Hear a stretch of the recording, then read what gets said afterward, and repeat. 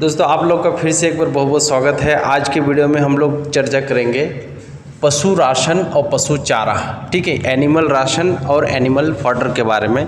तो पहले हम लोग पढ़ेंगे एनिमल राशन। एनिमल राशन क्या होती है? जितने भी पदार्थ हम पशु को खिलाते हैं एटलीस्ट उसमें से अगर कोई एक पोषक तत्व की पूर्ति हो उसे हम क्या कहते हैं? एनिमल राशन, ठीक है। एनिमल राशन 4 प्रकार के होते हैं। इससे पहले जो है एक एनिमल डाइट के नाम से आप जो है टर्मिनोलॉजी सुने होंगे, उसको भी मैं बता देता हूँ डाइट क्या है। देखिए एनिमल राशन में क्या होता है कि जितने भी पदार्थ आप पशु को खिला रहे हो इसमें से जो है कोई ना कोई एक पोषक तत्व की पूर्ति हो रहा है, उसको हम एनिमल राशन कहते हैं। बट एक बार में है ना, एक टाइम में अधिक से अधिक मात्रा में जितना फीड वो करते हैं, ठीक है, जितना वो भोजन ग्रहण करते हैं एक टाइम के राशन, मतलब सुबह खाए, शाम को खाए, दोपहर को खाए, किसी भी एक टाइम में जितना से अधिक मात्रा में भोजन ग्रहण करते हैं उसको बोलते हैं डाइट, ठीक है। अब राशन के टाइप्स में हम लोग आते हैं। राशन 4 प्रकार के होते हैं। पहला है बॉडी मेंटेनेंस राशन, इसको बोलते हैं जीवन निर्वाह आहार। देखिए जो पशु कुछ उत्पादन नहीं करते हैं उसको बोलते हैं ड्राई एनिमल, मतलब सूखा पशु, ठीक है। तो उसको जिंदा रखना है एटलीस्ट कितने महीना तक? जब तक कि वो प्रोडक्शन के कंडीशन में ना आ जाए तब तक उसको ज़िंदा रखना है एटलीस्ट, ठीक है। तो ज़िंदा रखने के लिए उसके जीवन को निर्वाह करने के लिए जितने भी हम उसको दाना पानी राशन देते हैं उसको बोलते हैं मेंटेनेंस आहार, यानी कि जीवन निर्वाह आहार, ठीक है। अब जीवन निर्वाह आहार जो है ड्राई एनिमल को देते हैं। सूखे पशु अब कुछ नहीं कर रहा है, बस गोबर कर रहे हैं, उसको भी हम खिला पिला के एटलीस्ट ज़िंदा रखते हैं, उसके बॉडी वेट को मेंटेन रखते हैं। अगर जो है राशन में कमी कर देंगे तो उसके बॉडी वेट धीरे धीरे घट जाएगा। तो इसीलिए उसके बॉडी वेट को मेंटेन रखने के लिए जितना भी राशन हम उसको देते हैं उसको क्या बोलते हैं? मेंटेनेंस राशन, यानी कि जीवन निर्वाह आहार, ठीक है। अब देखिए जीवन निर्वाह आहार के लिए जो है किस पशु को जो है कितने वजन पे कितना शुष्क पदार्थ यानी ड्राई मैटर देना चाहिए, तो ये जो है एग्जाम्पल है, इसको देख लीजिए, यहाँ से क्वेश्चन आता है एग्जाम में। पहला है गाय और बैल। गाय बैल को 100 kg वेट अगर होगा तो उसके अनुसार 2 से 2.5 kg आप शुष्क पदार्थ उसको देंगे तो उसका मेंटेनेंस हो जाएगा, ठीक है, बॉडी उसका मेंटेन रहेगा। भैंस या फिर संकर गाय होगा तो इस केस में 3 kg राशन देना पड़ेगा for 100 kg of body weight. अगर 200 है, ठीक है, 200 है यानी 200 kg बॉडी वेट है तो 6 kg शुष्क पदार्थ हो जाएंगे। यदि 300 kg है बॉडी वेट तो जो है 9 kg इसका शुष्क पदार्थ देना पड़ेगा, तभी जाके उसका बॉडी मेंटेन रहेगा, ठीक है। उसी प्रकार से बकरी का 100 kg बॉडी वेट पे 3 से 4 kg जो है शुष्क पदार्थ देना चाहिए। तो ये जो है एग्जाम्पल है, ठीक।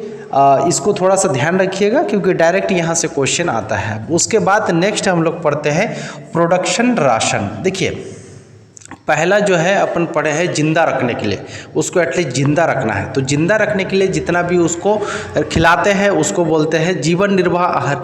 उसके जिंदा रखने के बाद उससे प्रोडक्शन भी लेना है, तो प्रोडक्शन के लिए हमको एक्स्ट्रा भोजन, एक्स्ट्रा आहार भी उसको देना पड़ेगा, तो उसको क्या बोलते हैं? Production ration. तो प्रोडक्शन राशन में मेंटेनेंस राशन, उसको जिंदा भी रखो प्लस उससे जो आप प्रोडक्शन ले रहे हो उसके लिए भी आप उसको एक्स्ट्रा फीड करो, तो इस दोनों को मिला के ये क्या बन जाएगा? प्रोडक्शन आहार, ठीक है।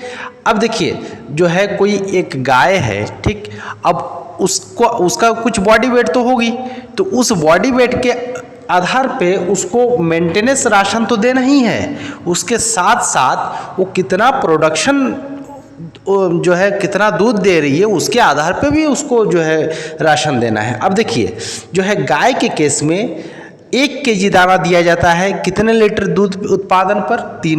3 लीटर दूध उत्पादन पर 1 kg दाना गाय के केस में दिया जाता है। वहीं पे भैंस अगर 2.5 लीटर दूध उत्पादन कर रही है तो उसको जो है 1 kg दाना दिया जाता है, ठीक है। 1 kg दाना मैं बोला गाय में 3 लीटर दूध उत्पादन करने पर दिया जाता है और भैंस के केस में 2.5 लीटर दूध उत्पादन करने पर दिया जाता है।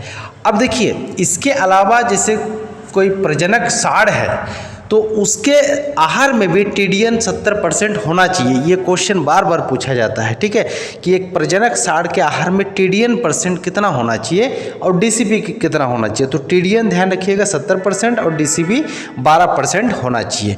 तो ये एक जो है प्रजनक साढ़ के आहार में इतना TDN और इतना DCP होना चाहिए। उसके बाद जो थर्ड राशन है इसको बोलते हैं बैलेंस राशन यानी संतुलित आहार। देखिए संतुलित आहार बैलेंस राशन नाम से ही क्लियर है, इसमें सभी आवश्यक पोषक तत्व होना चाहिए ताकि उसके बॉडी जो है बैलेंस रहे, संतुलित रहे, कुछ पोषक तत्वों की कमी ना हो जिससे कुछ बीमारी उसके अंदर ना आ सके, ठीक है। तो इसीलिए बैलेंस राशन का मतलब है जिस राशन में सभी आवश्यक पोषक तत्व जो है उपस्थित हो, उस प्रकार के राशन को हम क्या बोलते हैं, बैलेंस राशन, ठीक है। अब देखिए एक है आइडियल राशन यानी आदर्श आहार। आदर्श आहार क्या है, अब इसके गुण भी जो है पूछा जाता है। देखिए आदर्श आहार का मतलब क्या है कि बैलेंस राशन तो एक प्रकार की बैलेंस राशन है, मतलब इसमें सभी आवश्यक पोषक तत्व तो होगा ही, इसके अलावा इसमें क्या गुण होना चाहिए कि ये सस्ता होना चाहिए।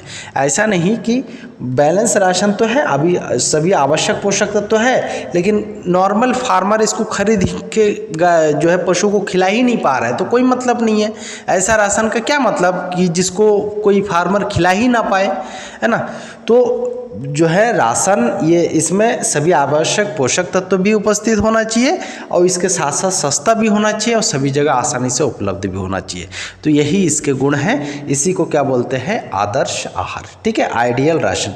तो ये 4 प्रकार के राशन जो है आई होप आप लोग को क्लियर हो गया है। अब इसके बाद हम लोग पढ़ लेते हैं पशु चारा, ठीक है। तो नेक्स्ट स्लाइड में हम लोग पढ़ेंगे पशु चारा यानी कि एनिमल फॉडर। अब हम लोग देखेंगे पशु आहार को पहले हम लोग देख चुके हैं, अब हम लोग पशु चारे के बारे में हम लोग पढ़ेंगे, ठीक है। तो इस स्लाइड में जो है पशु चारा, तो पशु चारा देखिए 2 प्रकार के होते हैं। एक मोटा चारा होता है जिसको बोलते हैं रफ फॉडर और एक होता है कंसंट्रेट यानी कि दाना, ठीक है। तो दाना में जो जितने भी खली वगैरह आते हैं, हड्डी के चूर्ण वगैरह, रक्त के चूर्ण वगैरह आते हैं, वो सब दाना की कैटेगरी में आता है। अब पहले हम लोग देख लेते हैं चारा में कौन कौन सा पढ़ना है और यहाँ से जो है क्वेश्चन ज़्यादा आता है, ठीक है। तो मोटा चारा, अब मोटा चारा को पुनः जो है वर्गीकृत किया गया है, इसको क्लासिफाइड किया गया है। तो इससे पहले क्लासिफिकेशन पढ़ने से पहले थोड़ा सा देख लो कि मोटा चारा का कैरेक्टर क्या है। तो इसमें TDN जो है ना, टोटल डाइजेस्टिबल न्यूट्रिएंट, इसका फुल फॉर्म है, ये कितना रहेगा, 60% से कम रहेगा। और इसमें जो क्रूड फाइबर है, ठीक, क्रूड फाइबर जो है 18% से ज़्यादा रहता है। और यही चीज़ जस्ट ऑपोजिट रहता है किसमें, दाना में रहता है। दाना में जितने भी कंसंट्रेट है, दाना में TDN 60% से अधिक रहता है और क्रूड फाइबर जो है 18% से कम रहता है, ठीक। अब देखिए मोटा चारा 2 प्रकार के होते हैं, एक दलहनी और एक अदलहनी, ठीक, लेग्यूमिनियस फॉडर और नॉन लेग्यूमिनियस फॉडर। अब लेग्यूमिनियस में कौन कौन से आते हैं, तो एक है सूखे लेग्यूमिनियस फॉडर, ड्राई फॉडर, ठीक। इसमें जो है नमी देखेंगे तो कम रहता है, इसमें नमी 10 से 15% है, जबकि जो हरा चारा है इसमें नमी ज़्यादा रहता है। तो इसके अंतर्गत कौन कौन सा है, मटर के भूसा, अरहर के भूसा, लूसर्न का है, बरसिम का है। सबसे देखिए सबसे हे बनाने के लिए अगर सबसे बेस्ट क्रॉप पूछेगा तो बरसिम है, ठीक है। बरसिम सबसे बेस्ट माना जाता है हे बनाने के लिए, ठीक। तो बरसिम का है, लूसर्न का है, अरहर का भूसा, मटर की भूसा, ये सारे के सारे जो है दलहनी के अंतर्गत, सूखे चारे के अंतर्गत आएगा। इसमें नमी जो है कम से कम रहता है 10 से 15% के बीच में। अब देखिए सूखे चारे, अब दूसरा है हरा चारा। हरा चारा यानी कि ग्रीन फॉडर, इसमें नमी ज़्यादा रहता है, 50 से 75% इसमें नमी रहता है, किसमें, हरा चारा में। अगर नमी 75 से 90% रहेगा तो इसको हम बोलेंगे रसीले चारा, ठीक। ये दोनों चीज़ को आप ध्यान रखिएगा। नमी 50 से 75 है तो इसको हरा चारा, नमी 75 से 90 है तो रसीला चारा। अब देखिए हरे चारे का राजा किसको माना जाता है, बरसिम को, ठीक है, ये राजा है। बरसिम को हरे चारे का राजा माना जाता है और इसका सीड रेट जो है बहुत इंपॉर्टेंट है, ध्यान रखिएगा, 20 से 25 kg प्रति हेक्टेयर इसको जो है चारे के पर्पस से हम जो है लेते हैं, ठीक है। और ये मल्टी कट्स होते हैं, इसको एक बार लगा के हम कई बार इसको काट के जो है चारा लेते हैं। उसके बाद लूसर्न को हरे चारे की रानी, ग्रीन फॉडर की क्वीन कहा जाता है। अब इसके सीड रेट कितना है, तो 12 से 15 केजी प्रति हेक्टेयर इसका सीड रेट, दोनों का सीड रेट ध्यान रखिएगा, बहुत इंपॉर्टेंट है। तो ये आपका दलहनी चारा कंप्लीट हो गया। अदलहनी चारा देखते हैं, नॉन लेग्यूमिनियस फॉडर। अब इसमें जो है फर्स्ट है सूखा चारा यानी कि ड्राई फॉडर। तो ड्राई फॉडर में कौन कौन से आएंगे, तो जितने भी सीरियल्स के भूसे वगैरह है सारे के सारे नॉन लेग्यूमिनियस है और ड्राई फॉडर के अंतर्गत आएंगे। जैसे गेहूं का भूसा।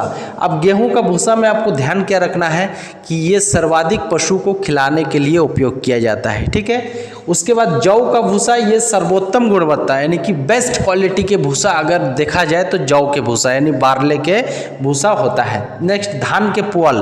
धान के पुअल जो है आप लोग देखे होंगे गांव देहात में जो है धान का पुअल ऐसे ढेरी लगा के जो है रखे रहते हैं, लेकिन धान के पुअल में ना कभी कभी जो है क्या हो जाता है, अफरा रोग होने की संभावना ज़्यादा होती है, इसीलिए इसको जो है NaOH यानी कि क्षार ट्रीटमेंट दे के पशु को खिलाना चाहिए, ठीक है।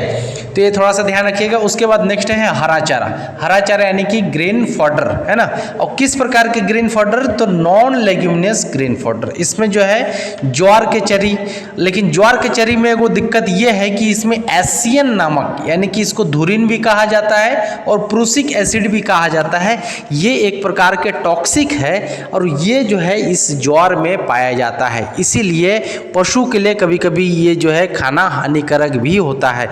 इसका एक जो है मतलब कि टॉक्सिक लेवल, एक नॉर्मल टॉक्सिक लेवल जो है 200 ppm माना जाता है। उससे अगर कम रहेगा तो ये जो है पशु खिलाने के लिए उपयुक्त माना जाता है, इससे ज़्यादा रहेगा तो पशु को नहीं खिलाना चाहिए। अब इसका सीड रेट कितना होता है, तो 35 से 40 केजी प्रति हेक्टेयर इसका सीड रेट माना जाता है। नेक्स्ट है मक्का चरी। मक्का चरी का सीड रेट ध्यान रखिएगा 50 केजी प्रति हेक्टेयर। इसका एक जो है वैरायटी है अफ्रीकन टॉल, ये जो है मक्का चरी के रूप में इस वैरायटी का उपयोग किया जाता है, ध्यान रखिएगा, ठीक। अब नेक्स्ट है जई। जई को भी लगाते हैं, ये 75 से 80 केजी प्रति हेक्टेयर इसका सीड रेट है। लास्ट है नेपियर घास, इसको और क्या नाम से जानते हैं, हाथी घास। ये एक पेरेनियल जो है फॉडर क्रॉप है, पेरेनियल है और ये एक ज्वार का ही मतलब कि स्पीसीज है, ठीक है। सॉरी ज्वार नहीं, बाजरा का स्पीसीज है, ठीक, बाजरा का स्पीसीज है। और इसका प्रोपागेशन किससे होता है, तो स्लिप्स से होता है। तो स्लिप्स यानी कि जो इसके जो जड़ होती है, तो जड़ को ही काट काट के जो है इसको लगाया जाता है, ठीक है, न्यू फील्ड में। तो इसमें जो है स्लिप्स रेट अगर पूछेगा नेपियर घास के लिए तो 40,000 प्रति हेक्टेयर इसका स्लिप्स रेट है। तो आई होप ये जो है पूरा फॉडर आपका कंप्लीट हो गया है।